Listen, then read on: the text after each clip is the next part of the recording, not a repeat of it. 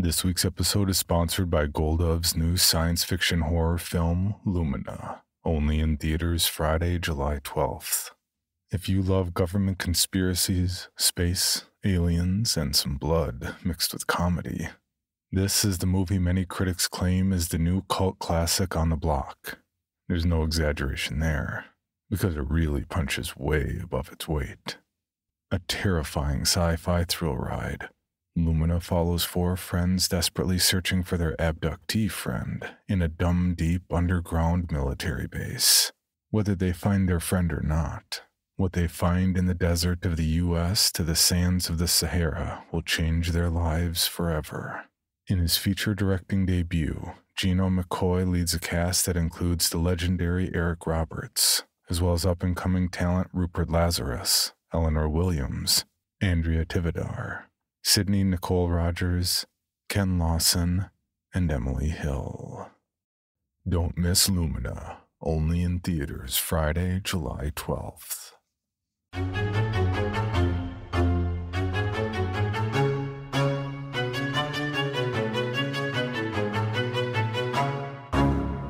We're gonna carry on and plan the sequel, because let's face it, baby, these days, you gotta have a sequel. Ah!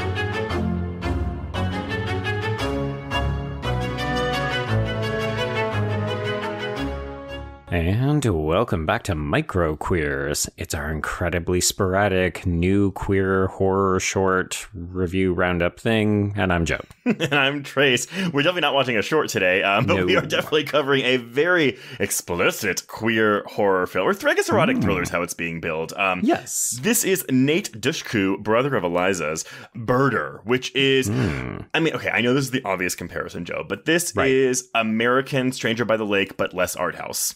Yes, yeah, but still, showing full erect penises and dealing with a lot of the same subject matter. Very much so. And I watched this by myself, and I was explaining it to my husband, and obviously making the obvious comparison. And I was like, I think it's more graphic than Stranger by the Lake, though. And he goes, really? Because Stranger by the Lake's really graphic. And I was like, yes, but we just covered it last year. And I know it's graphic. I know we see cum. I know we see boners. But I just felt like it's a lot more in this movie.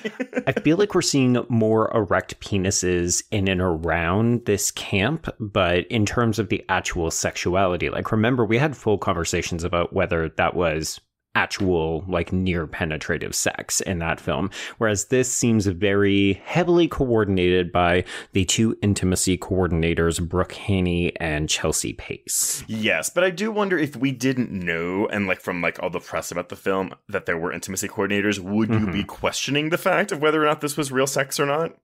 I don't think so. To me, the sex was hot and it was varied, but it never looked convincing to me. It always looked very staged. Got it. But yeah, gotta say, I really liked this. Yeah, no, I was surprised at how much I liked this. We knew from the concept that, yes, it's American Stranger by the Lake, so it was going to be up our wheelhouse. I liked the trailer, but I didn't really get a good sense of, okay, is this just going to be titillating? And spoiler alert, it is definitely very hot. It's definitely very sex positive, but I was surprised at how much I ended up investing in the characters and trying to anticipate the outcome. So, this ended up really working for me. Oh, yeah. And truthfully, I didn't look up anything about this movie, so I didn't know anything about it. I didn't watch the trailer. I didn't look at the premise. And so I was like, okay. I will say, though, if y'all meaning listeners, watch Stranger by the Lake with us and you were kind of like, oh, it's good, but it's a little slow. I'm a little bored, which I didn't feel that way personally, but I can see why someone would. I do think you should give this a watch, because I don't think this is a particularly slow burn of a film. Or I don't know. Do you think that? I think there's definitely certain parts of it that people might say, we're just kind of watching people at a clothing optional camp. What is there going on? I found more often than not that there was just a few too many characters, and the pacing and the narrative didn't always go in the direction that I either anticipated or kind of hoped it would. Mm-hmm. So there are elements I think that people are going to find a little unsatisfactory, but I didn't find it slow. No. I think maybe a big part of it, because the big difference between this and Stranger by the Lake is that we are following the killer. He is our protagonist in this movie. We are not following like someone and trying to be like, oh, is this person the murderer? Like, what's going on? Like, we know front and center, like, this guy is a murderer. And I agree with you about the characters, but that's kind of where, like, I mean, again, like, I get what people are calling this an erotic thriller, but this is also in some ways, like, very much follows the slasher playbook. Yes. Yeah, it's slashery. It does have a certain amount of humor to it as well. Like, there is a drag queen character. There is a burlesque star making their film debut. So there's a lot of larger than life characters. But then when you get to the murders, I found there were only a couple characters I hoped would actually get it. And by the time we get to the end of the film, there were many characters I really wanted to survive. And that's why I think the film worked so well, is because I did end up getting really emotionally invested. I 100% agree. Like, because honestly, it was a thing where you're right. There is a lot of comedy in this, to the point where it's kind of tonally jarring when he just starts murdering people. I don't think it's jarring in a bad way. I was just like, oh shit, like we're going here. I do think some of these people get strangled a little too quickly and easily, but well, yeah, whatever. Because that's all. Because this isn't a gory movie. Although we do get a really good decapitation in a fantasy sequence. But everything else is just strangulations. Yes, which I think is befitting for the subgenre, because there's a lot of intimacy to this, right? Christian is a classic sociopath in that he knows he has to get close to people in order to kill them. But also, at some points, I think he's actually just a bit of a generous lover. Like, I don't think that Christian thinks of himself as a bad person, but I mean, he's obviously doing terrible things, but for a lot of the time, it does seem like he is eager to make connections with people. And that was another aspect I thought was really fascinating about the film, is not just, oh, okay, yeah, we're following the killer and he's going around killing a bunch of people that he fucks, but also I was trying to figure out why he kills some people and not others, and whether there was an emotional component or a connectivity component to that. See, this is interesting, because I fully believe that by the end of this movie, he will kill everyone, because we don't see Sam and Patrick after their final fling. Like, you know, we know that they end up having sex, but we don't know, like, we don't see them after that. So for all we know, he did kill them. And I fully believe he plans on killing Matthew and James once he goes to visit them in New York at some point. Right. No, you are correct, but the movie is smart enough to give us multiple fake outs where you think he's going to kill someone, because he usually has sex with them and then he'll kill them. But there are several times, at least two that I can think of right off the top of my head, where he does have sex with them, but then doesn't kill them. And then it's a question of, will he double back? You know, will he try to just make sure this campground is razed to the ground with bodies before he leaves? And there's an uncertainty about what he does and doesn't do that I like. I found the film to be playful in that regard. Yes, it was unpredictable in the sense that, yes, it's really hard to tell how Christian distinguishes who is next on his kill list or not. Because, I mean, I'm not going to lie, Corbin stuck around a lot longer than I thought he was going to. I was ready for that guy to go immediately. Oh, for sure. But then we get this hilarious payoff. Well, he's actually being murdered. You know, the time he is murdered, where Christian, and I laughed and then caught myself because it was actually so macabre. I don't know if it was comedy anymore, but Christian at one point, as he's strangling him to death for real this time, says, I've killed you at least 5 times by now.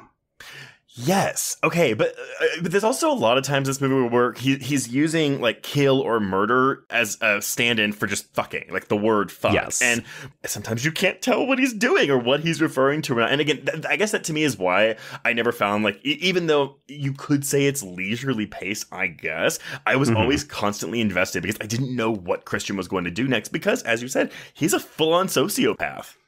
Yes. And we're, a good 5 to 7 minutes into this episode, and we've not acknowledged that the performance by Michael Emery, who is known for, I've gathered, guest spots on some Dick Wolf shows. Like, I think he's done Station 11 and maybe one of the Chicagos.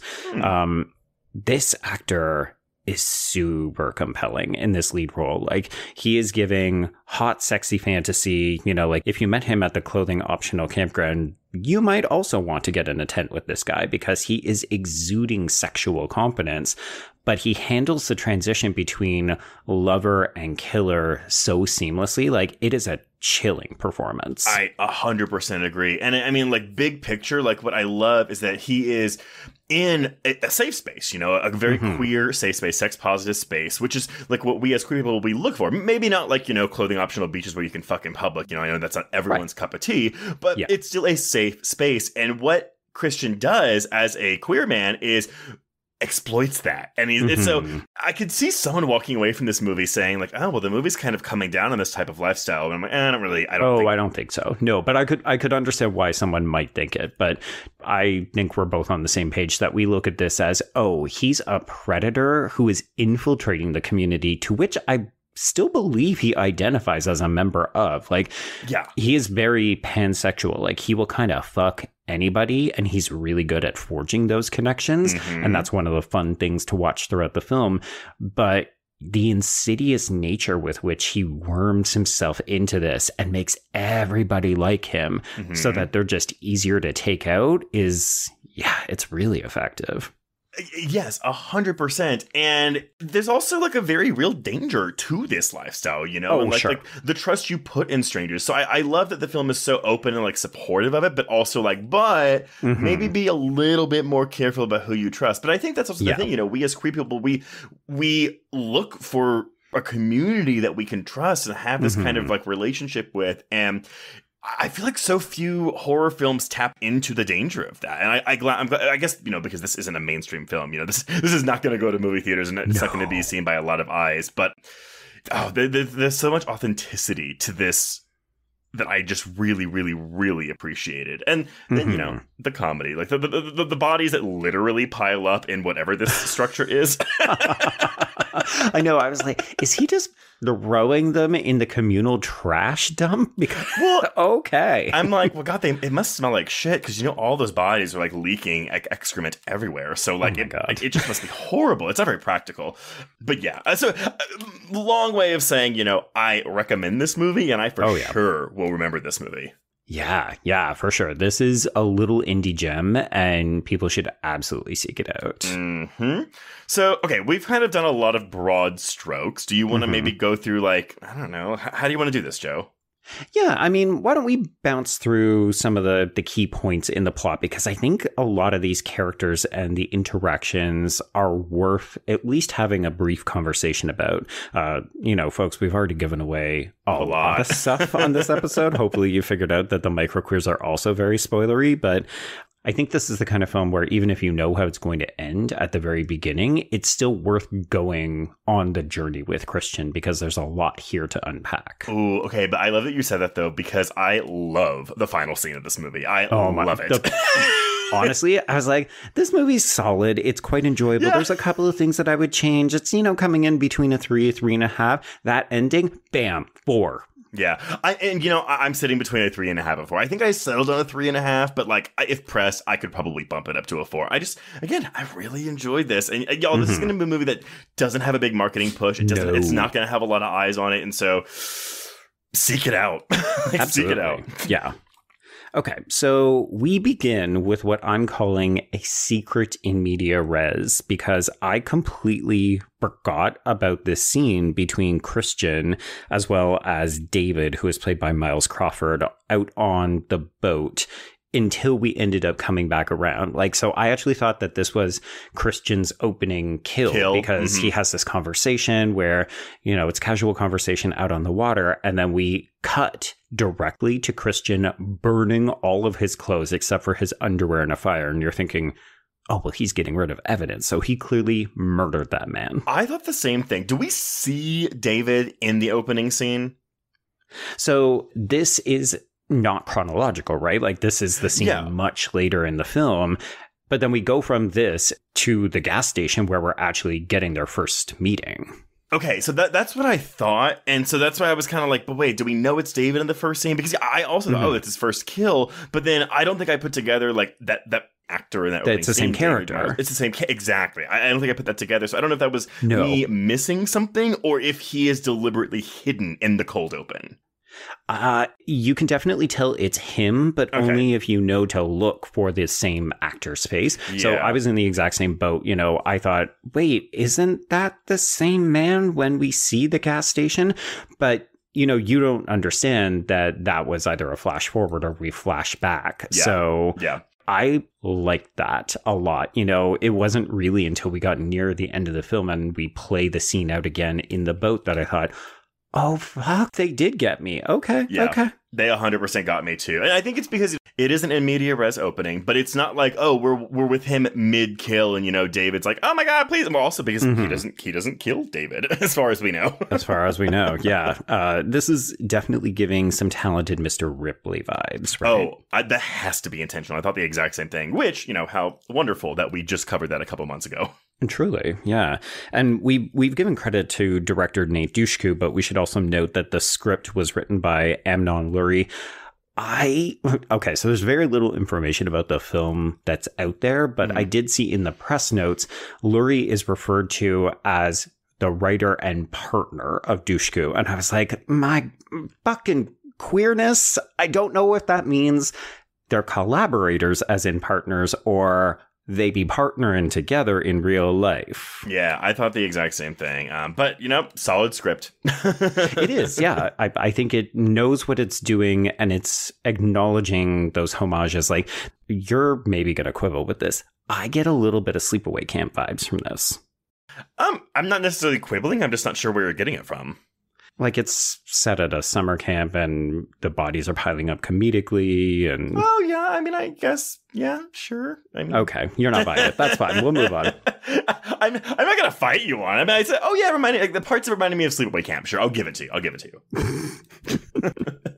Okay. So, yes, we have this in media res opening, and then Christian is burning the clothes. And then at the gas station, we see him meeting David, as well as his wife, Sue, who is played by Jill Jose, as well as... I'm saying their queer-coded teenage to / early adult son named Ben, who is played by Taylor Petrasic. Yeah, this poor woman, Sue, I felt so bad for her. I was like, oh, girl, you got a gay husband and a gay son. Well, it seems like the husband is open to things, as we will discover later on.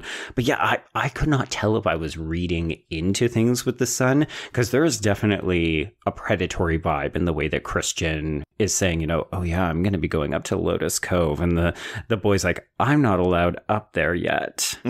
Yeah, meaning he's like, give it a couple years. We have to get a bird or two. We're going to probably be following Ben. Right. Yeah. The sequel, Bird or Two. Bird or Two. Bird it again. One of the things I really liked about this interaction is that when Sue comes out of the gas station and sees a strange man talking to her son, she is super suspicious of Christian, not giving him the time of day. And then when David comes out and Christian is able to befriend her husband, she relaxes and she eases back. Like, okay, I guess if my husband is all right with it, then I will ease off. But part of me was just like, no, girl, your instincts were right. Well, because she also mentions, oh, they're still looking for that missing guy, which again, yes. I thought, oh, that's the guy from the cold open. Like, I thought we were all tying that together. Which I think your natural impulse is right. I do think that the hiker in question is probably the person that we killed, and that's why we're burning the clothes. It's just not David from the boat. Yeah, exactly. But we won't know that for a while. Well, again, I wasn't even sure yet if this guy was a killer. I was like, oh, I think that's what the implication is, because we're mentioning missing people, but I wasn't 100% sure until he kills his first victim. Right. Yeah. Maybe he just likes to burn his clothes. We don't know. Yeah, maybe he got bear shit on it or something. We talk about bears in this movie a lot. This is true in both senses of the word. Oh, sometimes it's a bear and sometimes it's a bear. Honestly, my favorite character. Delilah is the best, to the point where honestly, I hate her death scene because I don't want her to die. But I also just think I think that scene's a little clumsily handled and maybe it's a budgetary constraint. But that was the only kind of scene where I was like, yeah. Yeah, there's a couple of murders as we make our way to the back of the film that feel hasty, like they needed another take or two or maybe some better staging. But yeah, that one is a tricky one. Yeah. But yeah, so we get to Lotus Cove. I was like, okay, cool. Like, a clothing optional beach lake area. No, they camp. And I was like, full camp. Ugh. Like, maybe I could camp this way. This might be, give me a clothing optional campsite and I might go again. Because when did we just talk about me camping, Joe? We talked about it in our episode on The Ritual. Oh, The Ritual. Oh, yes, our audio commentary now on Patreon, everyone. Yeah, this might be a way to get me to go camping. Make it a clothing optional site. I mean, there's plenty of them. I have many friends who will bounce around between campsites over the summer. Are they fucking campsites too? Yes. Oh, I've never heard of this.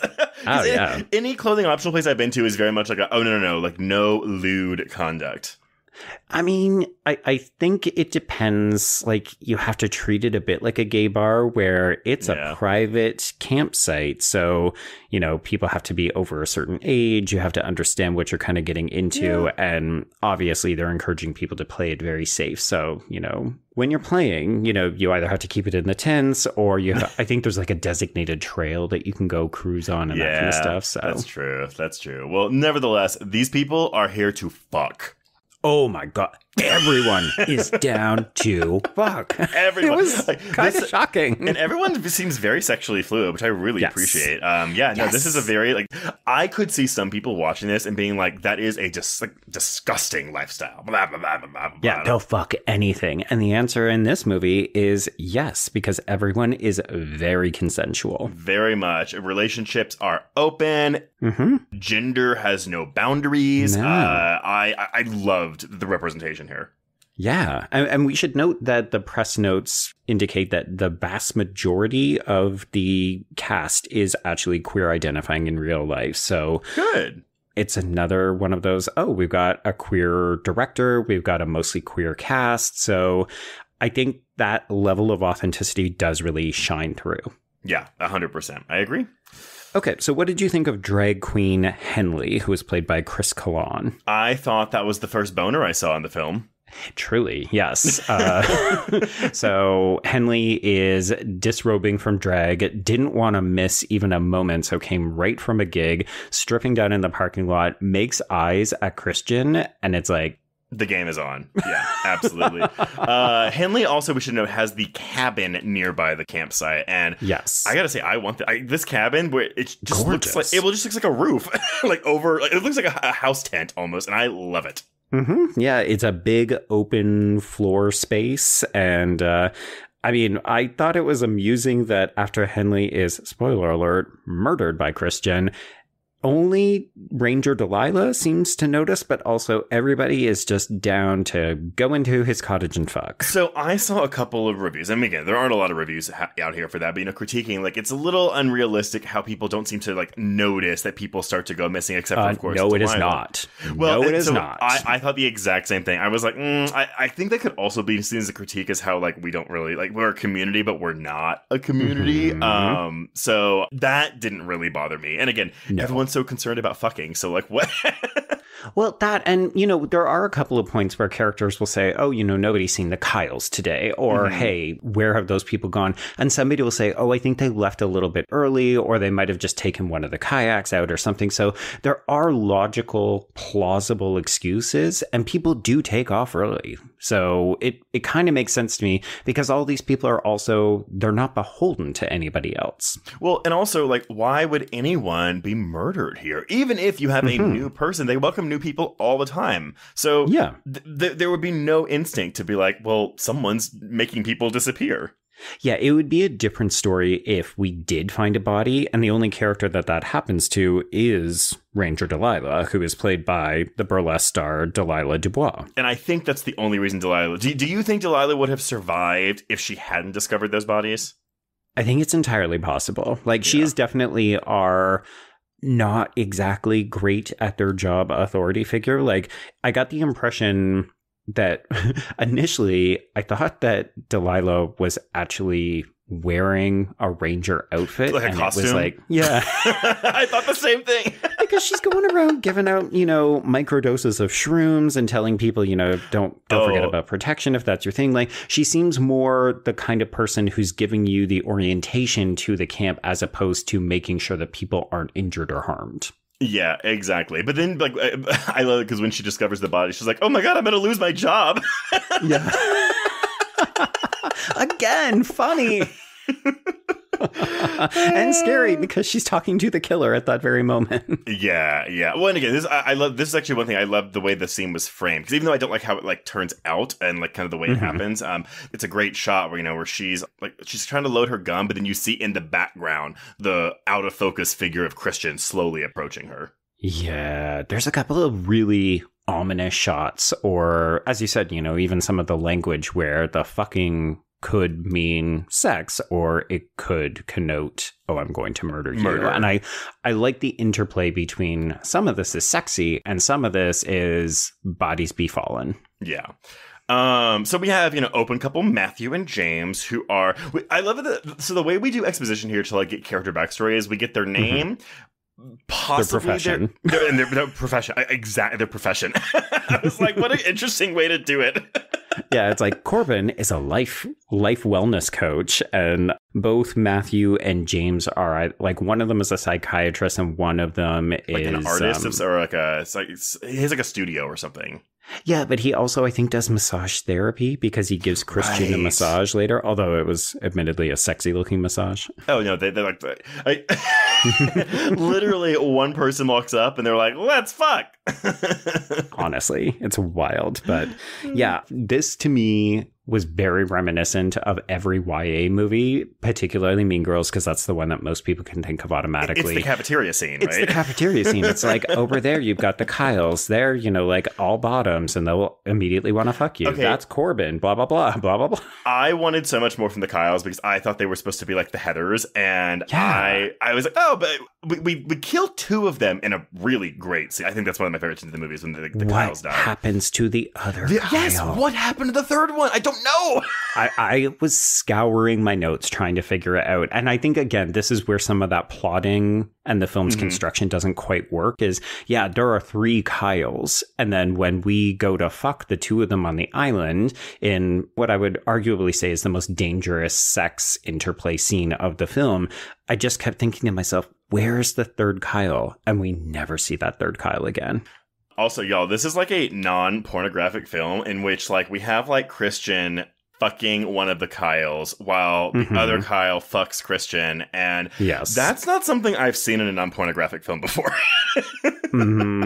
Yeah, and we're doing, some pretty rigorous kink play because obviously these people think that they're signing up for a very hard fuck. I'm using air quotations. And Christian is choking them out. What, again, is this nice subversion is the first time we see him have sex, which is with Corbin. Like, we all think that he has killed Corbin because Corbin is knocked out cold, but to such a degree that he doesn't revive when Christian finishes. And we think, oh my God, he just killed that man. And then Corbin comes back to life. Yeah, he's like, all right. But then when we do this again with the Kyles, we think, oh, okay, well, maybe that's what's going to happen again. But no, he actually just kills them both. I think that's what adds suspense to it, though, is because of that first scene with Corbin, you're never quite sure if he's actually going to murder them in the act, or if he's just being kinky and rough, Yeah. Or maybe he decides in the moment, maybe he doesn't know when he instigates the sex or when someone instigates it with him, what he's going to do until he comes. Okay. So yeah, that is the big question that I pose to you is why do you think that he is killing these people in this order? Is it literally just if he has sex with you, he will kill you? I don't know, man. Like, I honestly don't know, and I don't think we're supposed to know. Like, I think there is a randomness to this that makes it scarier. Okay. I can definitely get on board with that, because I think it's more or less where I ended up settling to. Okay, I was thinking, what was your idea? Did you think there was like a plan in mind? Again, I think he gets off on the randomness of it. I definitely, up to a certain point, thought that it was if he kills you, Freudian slip, if he fucks you, he's going to kill you. But then, yeah, that moment with Corbin, because I thought, oh, well, he sees it, he's still alive, but he doesn't try to finish him off. Like, he could have arguably just continued to strangle him when he saw he was breathing and be done with it. And he doesn't. He lets Corbin go. And I think there's another version of this movie where he's like, oh, like maybe it's like something stupid. Like, oh, if the sex wasn't good, then he kills them. Or if he finds them annoying, he kills them. But the movie doesn't offer any kind of answers like that. And I like that, to be honest. Yeah. And then the question mark that I had moving forward, because that was my assumption. And then we see later on that he has some kind of encounter, sexual, with Patrick, who is Sam's husband. So Sam is this like amazing looking black lady, and she is there with her trans either husband or boyfriend, Patrick. And there's this fantastic moment where Christian basically hooks the line by saying, oh, I bought him too, as though to say, I'm willing to do anything the pair of you might like to do. So we see him at one point get into the tent with Patrick, and then we fade to black. So I just automatically assumed that Patrick was dead. And then he pops out. And then we see him later, and you're like, oh, okay, that's great, because I actually really, really like Sam and Patrick. They're probably my favorite characters, apart from the jokiness of Ranger Delilah. I agree with you, but then, because it seems like, again, his ultimate goal, because the only person who kind of turns him down at any point in the film is Sam. And it's not like, oh, I don't want to have sex with you. It's like, I'm not in the mood right now type of thing. Right. And so it's like, oh, I think he wants to kill them together. So I truthfully think they are dead by movie's end, but like, we don't know. We don't know, yeah, because he does have a sexual encounter with both of them later, but you're right, we never see what happens afterwards. So we don't see bodies, we don't see him even leave the tent. It's just he has sex with them, and then we move on. And I love that ambiguity. 100%. When nothing else about the movie is, minus his motive, I guess, is particularly ambiguous, or method of choosing victims, not motive. Yeah. There's also this fascinating moment, because you mentioned that Sam turns him down at one point. Yeah, she kind of says, I'm not in the mood right now, but maybe later. And Christian actually also turns down Patrick at one point. So they start making out after the shrooms at the campfire. And the look of pain at the rejection that Patrick feels when Christian walks off. And I thought, oh, really? We're going to have a trans man in this, at this super sex positive, very pansexual, queer camping site. And this character is the only one who gets turned down. So I was actually really happy to see that we do not only end up having sex with Christian and Patrick, but then also Christian and the couple. So it was this really interesting thing of, it's like sometimes we're saying yes and sometimes we're saying no, which shocking. That is the nature of consent. Well, and also because like the closest we get to really knowing Christian is the scene where he's tripping mushrooms, and he actually starts crying. And so I actually really do want to rewatch the movie again now, like knowing, because at that point he hasn't murdered anyone that we know of yet. Has he? Oh no, you're right. He murders Henley after that. After this, okay. He does it after this. I would love to watch that scene again, knowing what I know about Christian now. But then, again, he keeps Corbin around, but only kills him after Corbin goes to fuck Mr. Leather Woodchuck, new guy. Who, P.S., never even dies and just disappears also in the back half of the film. I know, and I was kind of like, this guy's kind of a prick, but whatever. I mean, actually, he's just a cocky little shit, actually, and they're just very much not my type, so I was kind of like, all right, kill this fucker. I think that was, I said off the top that the film is really good at subverting some of our expectations, but also at times it doesn't feel totally satisfying. And the fact that Mr. Leather Woodchuck doesn't end up, like, I wanted to see this muscle guy to get chased through the woods and die a horrible little death or something. I know, and he just disappears after the sex scene. He's like, all right, I'm out, guy, I guess. Maybe it was a day trip for him. Well, yeah, I mean, he shows up late and then the weekend is over and it's the last one. So it totally makes sense that some characters do end up just saying, oh, we're packing the car. Also, it's starting to rain, so whatever. But yeah, well, as soon as the rain comes, that's when we are wrapping this movie up. Truly, yeah. I did kind of want to double back to what you mentioned about the campfire, but... Go ahead. No, go ahead. What do you want to say? I love that you brought up that moment at the campfire, because this is the one moment of true honesty that we probably see of this character in this entire film. And I love that it's, well, he's under the influence, so he can't be fully in control of his faculties. He's dosed on shrooms. Yeah. But the line that he says is, will this change me? Oh, see, again, I remember hearing that line, but it didn't stick with me. But I bet you, like, again, watching it again, I would reevaluate this scene in a completely different way. It's just like, so does that mean that he does have a conscience and he doesn't want to do what he does, or he's actively thinking about it? Does he, or is it just like, this is who I am, and the only time I'm actually self-reflexive is when I'm on drugs and having an out-of-body experience? I mean, we don't know. We don't know. We don't know. This character is so fascinating. Yeah, well, yeah, because he's just a big cipher. Like, we just don't know. Again, I won't belabor the point. We don't know. Mm-hmm. So, yeah, I really want to rewatch this campfire scene now. So, yeah, I mean, so by the time it starts raining, the weekend's kind of over. Most of our cast is dead. Correct. And then, we kill Delilah because she finds the bodies of two of the Kyles. The third one's missing. We don't know where he is. When Matthew and James have gone home, even though they've given Christian the business cards so he can find them later, which I love the detail that he doesn't own a cell phone. I know. And everybody's just like, oh, how quaint. You're so, you need to get in touch with the real world. And it's like, no, he's off the grid. Yeah, he's off the grid. He's a drifter. It's like, yeah, because he's trying to skirt under the radar of the authorities who are probably looking for him. So yeah, he fucks Patrick and presumably Sam. And again, we don't know what happens to them. Nope. And then we go back with David to what we discover is the opening scene. Yes, we go back to the opening scene. And, this scene plays out kind of exactly how you think it's going to. He's fishing with him because his wife won't go with him. And Christian makes, like, the ultimate move and is like, I'm going to suck your dick and then you're going to come in my mouth. And he's like, what if my wife and child find out? They're not. Okay. They're not. Yeah, and Christian just kind of says, let yourself live. And I do like that this... Like, in some ways, that line is super porny, right? I think I've actually heard a line like that in a porn. Yeah, I quite literally did today. I'm not going to lie. It was really fucking hot. Well, I thought this was actually hotter than most of the sex scenes because, again, it's all about, me. I'm all about the setup more so than the actual fucking itself. And so, like, the build up to the blowjob, I was like, whoo, hot, hot, hot, hot, hot. I've got the vapors. Yes, very much so. Yeah. But I love that this is also the sex scene that we sort of pull away from the most. In other scenes we've seen characters on top of each other. It's a lot of huffing and puffing, or we're seeing silhouettes on the tents and that kind of stuff.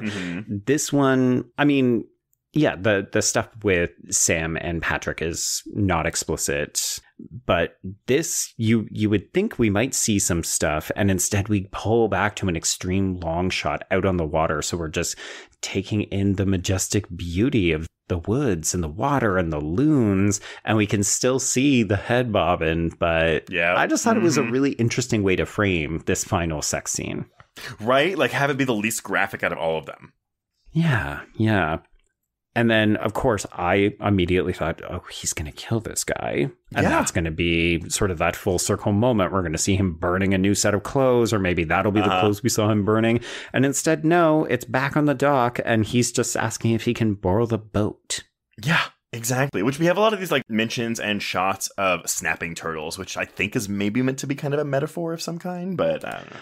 Well, yeah, I mean, the title of the movie is called Birder because Christian always introduces himself as a bird watcher, and it's notable that we do get lots of shots of loons, but yeah, it's Delilah warns him if he's going to go out swimming to beware of the snappers because they will bite, and you're just thinking, okay, well, I understand what we're doing here. Nudge, nudge, wink, wink. Which brings us to the final scene of this film, Joe, which I was like, okay. So, he goes to this public restroom and he is peeing next to a guy. They're checking each other's dicks. They almost hook up. And I was like, okay, well, we know where this is going. He's going to, either going to fuck him and leave or fuck him and kill him. And Joe, what does the movie do instead? So they get briefly interrupted because somebody else comes out of a stall. So this guy whose name is Spider, according to the credits, played by Bobby Applebaum, he says, I've got a van outside, so just come and meet me. And the assumption is we're going to fuck in the van, or we'll drive somewhere and then we can fuck in the van there. And you think, yeah, I know where this is going to go. And we just see Christian come out and the doors to the van are wide open. We've got this garish red neon lighting. It looks like a boudoir. And Christian gets clobbered in the back of the head, dumped in this van, and it turns out that this guy is also a serial killer. I Love it. I died. This was so funny. And I was like, okay, you know what, movie? You got me. You got me. And it's so abrupt. There's no wink, wink, nudge, nudge in this moment. It's just we go to credits and the movie is over. It's like, oh, and the music that plays over the credits is like, oh God, I remember it was tonally off from the rest of the film, and I thought that was really clever. Yeah, you're right. It's an orchestral version of the Teddy Bear Picnic. If you go into the woods today, you're in for a big surprise. Yes. Again, like, so I hope this gets a physical release because I really want to own this. I won't show it to my parents, but I'll show it to other people. Yeah, it's a very fun, clever, entertaining, sex positive, sexy film. And I think part of the reason it probably worked so well for us is that we went into this with not a ton of expectations. Mm-hmm. And I do love that you can really get that kind of experience when you're watching independent queer cinema. 100%. So I really hope we get more movies like this. I'm quite interested to see what Dushku does next. I mean, he doesn't because he's also kind of an actor part-time, but he's only directed one other film before, and it was a movie with his sister. Yes. So, I mean, honestly, this is what he has. Like, bring on something next, man. Yeah, and that other movie was tonally very different. It was it was almost a fictionalized autobiographical piece about them traveling back to Armenia, which is their cultural heritage. So yeah, this is a foray into genre, but I mean, I just appreciated how unabashedly queer this movie was. Queer, sexual, sexy, suspenseful, funny, like it has it all. Yeah, and really, the reason we like Stranger by the Lake is because it felt audacious and daring. And we thought, well, of course, because it's fucking French. It's something we're never going to be able to get here in North America. And lo and behold, here we have the North American equivalent, and it's still fucking audacious and sexy. Well, and it's also because Stranger by the Lake was 10 years ago. So it took 10 years to get an American version of that film. Yeah. But so, yeah. Yeah, that's Birder, everyone. Go. I mean, again, we've spoiled the fuck out of it, but go seek it out if you haven't already. It's really, really, really good. Mm-hmm. And yeah, shit. I mean, I guess until our next micro queers, until we find another queer indie film that we can cover on this, cross out Birder. Indeed, and cross out micro queers.